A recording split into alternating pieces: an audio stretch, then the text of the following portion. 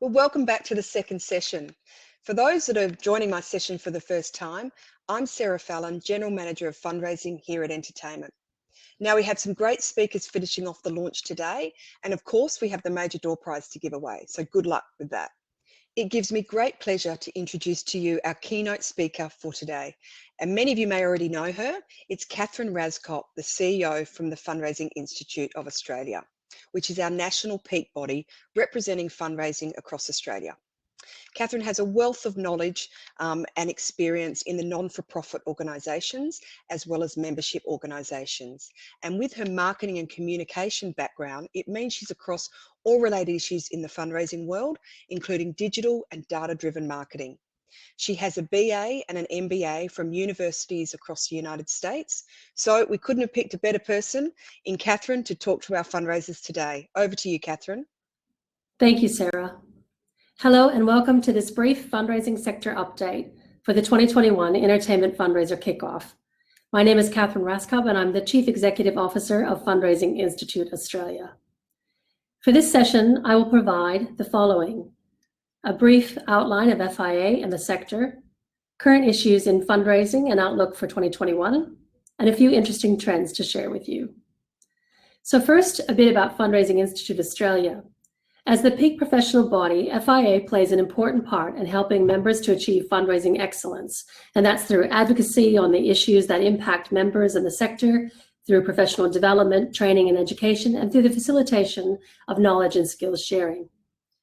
The charitable sector is an incredible sector in Australia, worth $10.5 billion, and we employ more than 1.27 million people.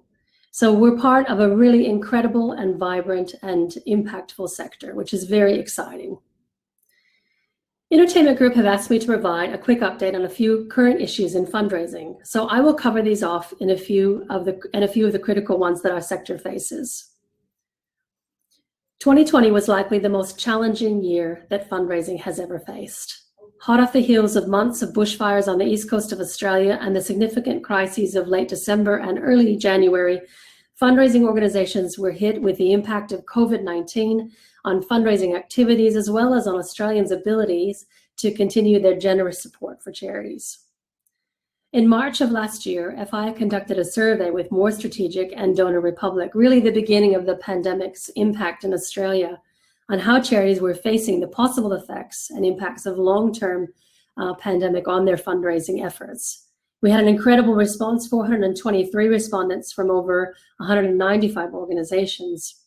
And when asked in that survey about income expectations, fundraisers said that they had expected significant declines in their fundraising income, 69% predicting a decline from between 15 and 29%.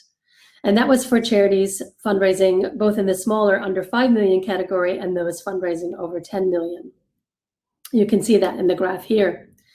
But in actual data supplied a little bit later to us via More Strategic in their benchmarking, it showed that actual total income declined by 14%, and that's compared to the same time in the previous year.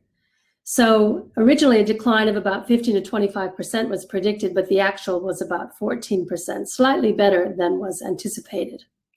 And as expected, in fact, events were most adversely impacted, down 43%, followed by more modest changes for major donor income. And as you can see here, direct marketing income down about 9%. So there are some variances in expectations to actual, but either way, it does show that income is down. And the actual impact to donors is interesting. In October, we did a significant piece of research on the impact for Australians, both donors and non-donors.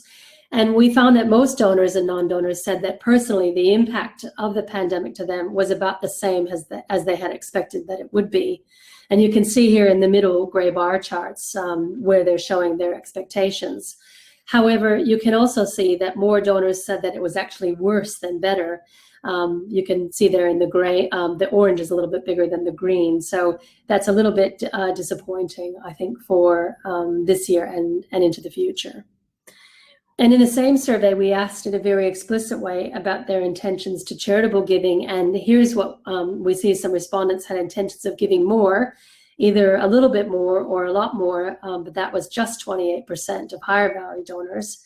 and 16% of lower value donors. But the majority, from the two middle bars you can see there, say that it will likely be the same. So overall, we have a very slightly larger proportion saying that they will give less in the future than in the past. JB Weir are a leading wealth management company in Australia, and in 2020 they produced a report on the outlook for philanthropy in 2020 and in 2021, and they found that giving will likely drop by 7.1% in 2020, which is last year, and then again this year another 11.9%. So that's close to 20% in 2 years, and it will mean, if that is true, that the drop in giving levels in 2021 will fall back to the 2012 figures after rising almost 5% in the last 2 years. So given our own research and the outlook from JB Weir, there remains a bit of a gloomy outlook for charities, despite some of the fantastic campaign successes of the past few months. So on to a lighter note, there's some interesting trends that fundraisers are using and seeing that I'd like to share with you today. One of them is around younger donors. They're becoming increasingly important to fundraising efforts. The Blackbaud report in 2019, the Next Generation of Australian and New Zealand Giving, found that Generation X are actually the most generous donors in Australia and New Zealand, giving $2.5 billion to the charity sector. And that's comprising a whopping 36% of all giving, and that was in 2018, in the last year those figures were available. And it also found that younger generations are more receptive to a broader range of solicitation channels compared to older generations. And we're also seeing from various reports that charities are wise to target younger generations, including Gen Y and Gen Z, as they now comprise most of the workforce, outnumbering Gen X and baby boomers for the first time last year. The other thing that's worth considering is the power of storytelling in all of our communications, and this is sort of a concept that's become more popular in the last couple of years. You know, being able to really think about how you're telling the story of the impact and outcomes that your charity is making to further engage with donors. So Facebook appears to be the new normal for fundraising, and it's become a really key channel for many charities and individual fundraisers. And we saw that during the bushfire crisis with the Celeste Barber appeal, where more than $50 million was raised for the Rural Fire Service. And younger people are increasingly using Facebook to hold birthday fundraisers and to fundraise on behalf of the causes that they care about themselves. So it's definitely becoming a really critical channel, and even baby boomers are using it to a great extent as well. Live streaming is also being used by charities worldwide to emulate the sort of in-person experience for supporters. And for example, we saw Taronga Zoo do live Facebook tours, which has been a really interesting and cool way to fill the gap of live events, which we weren't able to hold during the pandemic. Multi-channel marketing and fundraising is increasingly important, and charities are creating these multiple touch points to engage with and secure donations, including increasingly higher value donations as well. So that's why it's so important that we think about all the channels that we can use and really use them to their full extent. Email, social, peer-to-peer fundraising, and even direct mail and face-to-face when we're able to do that again. And not surprising, charities are getting on the TikTok bandwagon as well. Macmillan Cancer Support in the UK began experimenting with TikTok as recently as November of last year, where they teamed up with a cancer survivor and amputee to take a hilarious look at a very serious subject to great success. And even the British Red Cross have launched a second TikTok channel dedicated to sharing quick, simple first aid tips. So that's, really, really cool to use such a neat platform to do that. And increasingly, we're seeing the use of augmented and virtual reality used by charities that really helps to bring the cause really close to the audience and allows them to be immersed in the work of the charity, and hopefully sort of engaging them in ways not possible before. And recently I saw this really cool example of virtual reality from Conservation International, which you can sort of be part of the conservation efforts in the ocean in this example, and it gives you an experience which really increases your understanding, empathy, and potentially desire to support the organization.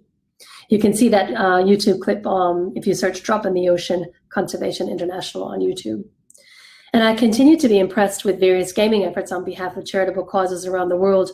GuardianCon raised more than $3.4 million for St. Jude Children's Research Hospital in the US.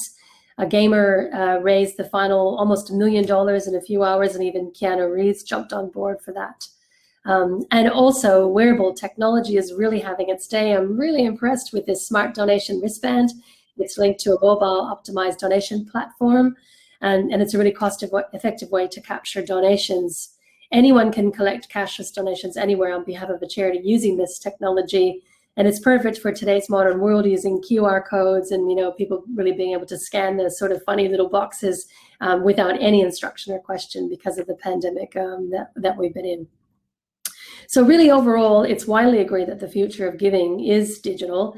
And in the 2020 survey on global trends in giving by not-for-profit Tech for Good, when asked about fundraising concepts consumer donors would be most likely to use in the future, 49% picked a mobile app that allows two-tap giving and also earns badges and redeemable points for their giving. So that sounds like a lot of fun and really engaging in a way, especially for younger donors. 18% said that they would give via facial recognition through a smartphone, which is quite incredible. And this combined with 92% of donors worldwide believing that not-for-profits do need to invest in digital communications in order to stay relevant. And that really shows that we should be seeking more and new ways to connect with donors online. So let's use all the tools available in the digital world and be prepared for that future.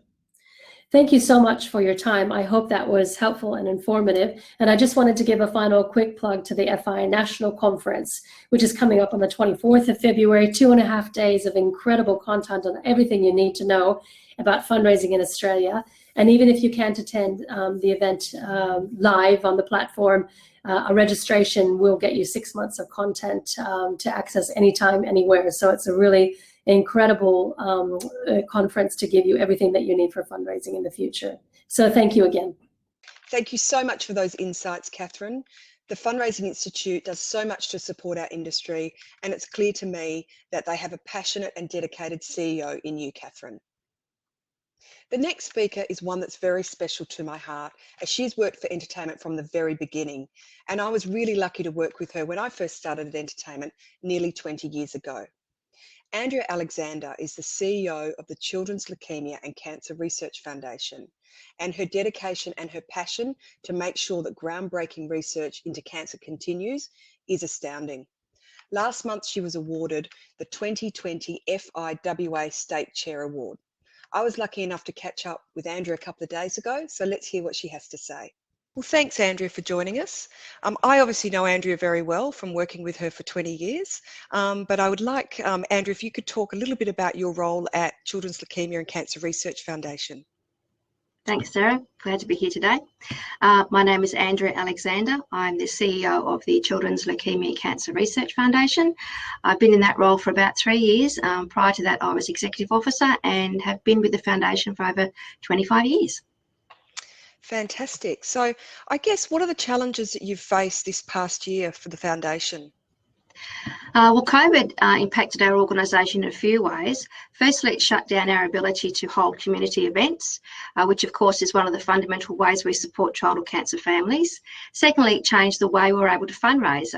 Moving our fundraising to digital campaigns required a lot of work, and our team worked really hard, only got a team of 4, worked really hard to change some of the campaigns, and others we had to cancel. Right. And so I guess what's worked well in this environment for you? Well, because of the quiet time, we actually audited the foundation to see what opportunities we could look at to improve. One of the most important issues we've faced is knowing how our supporters want us to communicate with them. And we are currently working on ensuring that all of our supporters get the sort of communications they want from us. So this will take some time to achieve, but we're well on the way to making those changes happen for our supporters. Yeah, great. So knowing what you worked with us for so long, what do you think the best ways to promote the memberships are in today's world? For us, we used digital EDMs and social media. We also included entertainment in our printed newsletters and our website. Personally, the more we can talk about the benefits of using entertainment membership, the better, especially now that small business all across Australia need local support. Yeah, I agree. We did have some fundraisers actually over the last 6 months who didn't feel quite comfortable to promote the entertainment membership. However, as I receive a lot of your communications, I know you continued promoting and got some great sales. So what was the feedback you got from your supporters? Our communication strategy was to highlight supporting local and how buying an entertainment membership from us helped to support our cause as well as the local community. So the more we show benefits everywhere in today's crazy COVID world, the better. I honestly think that buying an entertainment book membership will help people support local. Yeah, great. Now, you've continued to fundraise with us year on year, not just, I know, because you love dining out, but can you tell us a little bit about why? The membership sells itself. I think for those people that have them in the past, they come back every year. And who doesn't love eating out? Although, you know, even if you have to do takeaway because you can't during COVID, I think it just perhaps gave people a little bit of normality. They could still indulge and spoil themselves by either when it was available sitting down with restricted seatings, or even going to your local, restaurant and doing takeaway. And it's great to see that, you know, we're sort of looking at coming out the other side of this. So now, is there anything else you'd like to add on tips for people to stay focused and strong in 2021? We've all heard about how being a part of the new COVID world means we're all in this together. We truly believe that that's the only way we will stay strong, to support each other and support local. And CRF is local, and that's what we intend to do. Great. Thank you so much, Andrea, for your time today. Thank you. My pleasure, Sarah. Thank you. I'm sure that many of the organisations out there have found similar things and challenges over the last year. And I'm hearing a lot of you have actually changed and tweaked some of your businesses in this time. Now, I just wanted to take a bit of time thanking you all for coming here before I end up my session. I really hope that you found it interesting and informative, and I hope you get the best out of your fundraising this year. I think it's really clear to me that we have a tremendous ecosystem here at Entertainment. We have passionate fundraisers like yourself. We have beautiful, caring supporters that purchase the membership through you to support your cause. But we also have invested businesses that are putting great offers in the membership to support not only you as fundraisers, but also your supporters. I love being connected to these communities, and I hope you do too. So once again, thank you so much for joining today. All the best in your fundraising, and just remember that we are here to help make it a success. So over from me, but I hope I see a few of you in the next breakout room, and I wish one lucky person today is going to take away the draw prize. So thanks again.